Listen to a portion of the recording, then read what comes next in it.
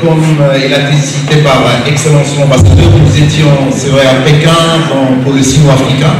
C'est là où j'ai été honoré de rencontrer M. l'ambassadeur.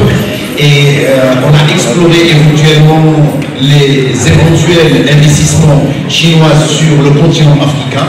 Plus en particulier, je vais rappeler que le Maroc, qui vit une renaissance extraordinaire avec son nouveau modèle de développement, avec la charte d'investissement, les facilitations administratives, c'est-à-dire un climat d'affaires qui est propice pour recevoir des investissements.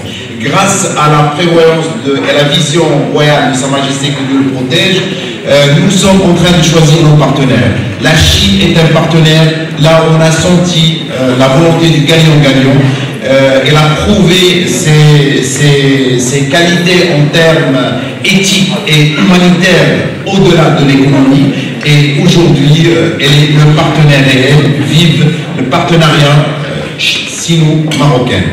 Alors je vais partager quelques chiffres qui illustrent un petit peu notre sujet d'aujourd'hui sur les énergies renouvelables. Je vais aller très vite, je ne vais pas prendre plus de paroles, parce qu'aujourd'hui le Maroc est en train d'avoir une vision pour une énergie verte, pour atteindre en 2030 52% de l'énergie verte, grâce aux différents projets. Aujourd'hui nous sommes à 4,6 gigas entre le solaire et l'éolienne et l'hydroélectrique, avec une atteinte on est à 42% et une vision d'avoir 52% d'énergie verte en 2030. Et je vais vous passer un message. Hier, j'étais avec le directeur de Mazen, M. Tarek, qui est en train de prendre ce projet en main. Ils reçoivent, et merci pour Sa Majesté, qui est en train de suivre ce projet au plus près, parce qu'on parle de 2030, mais ils sont en train de challenger ce projet en 2029 pour atteindre les 52%, avec d'ailleurs sur la nouvelle loi de finances 2025, il y avait un investissement de 18,2, environ 2 milliards de dollars pour plus d'investissements pour aller plus loin sur l'énergie verte. Quelques chiffres illustrants, les 830 MW sur le solaire, le projet de OSZ, etc. Ça, c'est l'énergie solaire. Sur l'énergie éolienne, on parle de 1,7 environ giga. L'hydro, c'est les 300 mégas qui sont 28 sur le complexe d'Agdez. Donc, je suis en train d'aller très vite parce que ce sont des chiffres qui sont très disponibles au niveau du site et sur le site de Mazen. L'énergie verte vers le Maroc avec les accouplés. Aujourd'hui, par rapport à l'hydrogène, le Maroc est en train de mettre en place tous les investissements sur place. J'ai parlé de 2 milliards de dollars sur la loi de finances 2025 et éventuellement un foncier de 1 million d'hectares pour mettre en place l'hydrogène vert. Entreprises chinoises qui sont en train de travailler en partenariat avec, ils ont déjà réalisé les projets. On parle de CEPO 3. Vous confirmez, monsieur l'ambassadeur, toutes ces sociétés énormes, ils ont participé à la mise en place des 42% d'énergie verte au Maroc. Et ça, c'est un gage de contractuel et de développement de la Chine ici au Maroc, dans un Maroc que je place très bien.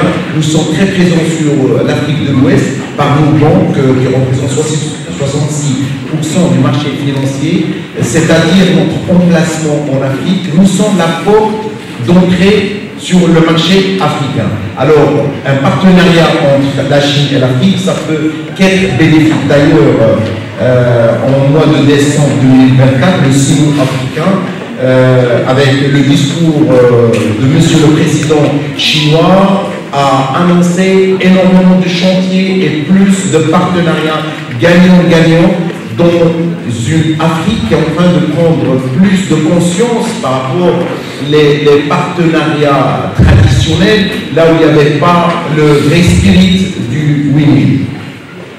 Alors, les opportunités de coopération sino-marocain, investissement, cofinancement, transfert de technologie et les emplois, industrialisation. Je rappelle toujours, lors de nos visites successives, qu'ils soient dans l'Afrique, Chine, où notre délégation était des opérateurs économiques, plus des gens de la politique, pour encore renforcer cette relation aussi importante et la prise de conscience, comme je viens de dire, la feuille de route bien placée avec notre nouveau modèle de développement qui trace le gap aujourd'hui on est un PIB de 3,6 et on veut aller à 6,3 d'ici 2035 avec des objectifs pertinents et des axes stratégiques qui sont très bien tracés. Et aujourd'hui on est en train de voir que les opérateurs chinois ont l'appétit de s'installer ici au Maroc vu le climat d'affaires propice pour ce type d'industrie. Donc les défis et les solutions à voir, c'est les intervenants des énergies renouvelables, les solutions de stockage de batteries, d'ailleurs le sujet de collaboration. Et certes, si on parle de n'importe quel investissement, de l'écosystème, des systèmes, le capital humain est dans le cœur de n'importe quelle stratégie. Je félicite Monsieur l'ambassadeur de son plaisir toujours de visiter les universités et de les mettre à sa première démarche. Et ça, c'est un gage d'engagement qui est réel. Et ma petite expérience aussi modeste en étant opérateur économique, j'étais dans une autre vie conservateur. Je connais que le foncier, que les machines, que le bâti. Par contre, le jour où j'ai pris la conscience du capital humain, mon chiffre d'affaires s'est triplé, la profitabilité, et on a créé plus de richesse. Donc, je ne vais pas être plus long. Une conclusion, c'est qu'on doit multiplier ce type de rencontres qui sont juste bilatérales entre la Chine et le Maroc pour qu'on puisse créer plus d'opportunités. Je vais finir sur une petite histoire.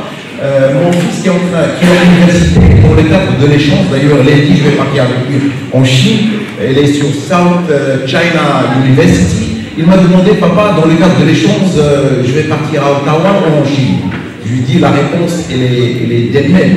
Aujourd'hui, l'économie qui est en train de réussir partout dans le monde, c'est la Chine. Donc, j'ai envie qu'on établisse cette relation. Et moi, en tant que résident marocain, nationaliste marocain, j'adore la relation chino-marocaine et vive cette collaboration. Merci.